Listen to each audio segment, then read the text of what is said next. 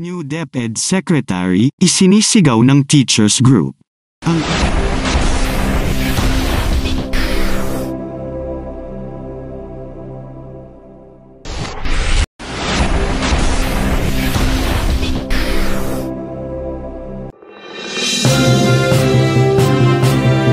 Magandang araw po mga kaguro.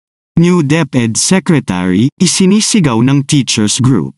Ang Alliance of Concerned Teachers, ACT, isang grupong kumakatawan sa mga guro at tauhan ng edukasyon, ay nagpahayag ng kanilang pagnanais na magkaroon ng bagong kalihim sa Department of Education, DepEd, sa Pilipinas.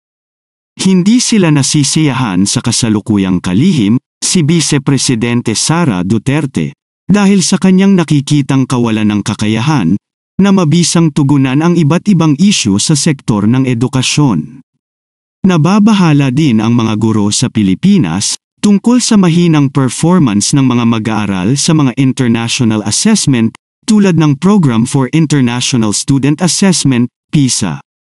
Sinisisi nila ang kasalukuyang pamunuan sa hindi sapat na pagtugon sa mga isyung ito.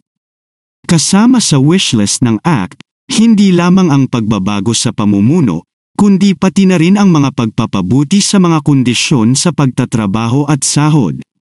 Humihingi sila ng mas mataas na sahod para sa parehong mga kawani ng pagtuturo at non-teaching personnel na binabanggit na higit sa 70% ng mga guro sa pampublikong paaralan ay hindi sapat na sahod sa kabila ng mabibigat na trabaho.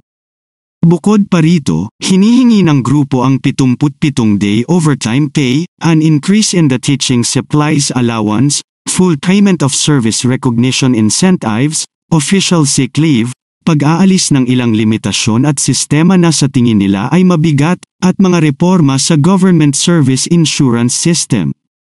Nagsusulong din ang grupo para sa batas na nagpapahintulot sa mga guro na opsyonal na magretiro sa edad na 56.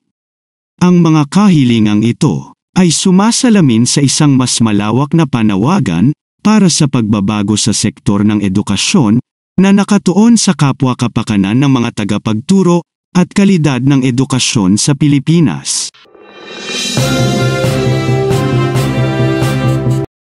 Kung meron man kayong mga komento tungkol sa mga isyong ito, maaari kayong magbigay ng mga reaksyon sa comment section na makikita sa ibaba ng bidyong ito. Maraming salamat, at kung ikaw ay interesado ng mga bidyong tulad nito, mangyaring suportahan ang channel na ito sa pamamagitan ng pagpindot ng like, pag-share ng mga video at kung bago ka pa lang sa channel na ito, please subscribe sa channel na ito at pindutin ang notification bell at piliin ang all upang maabisuhan ka para sa mga paparating pang mga videos.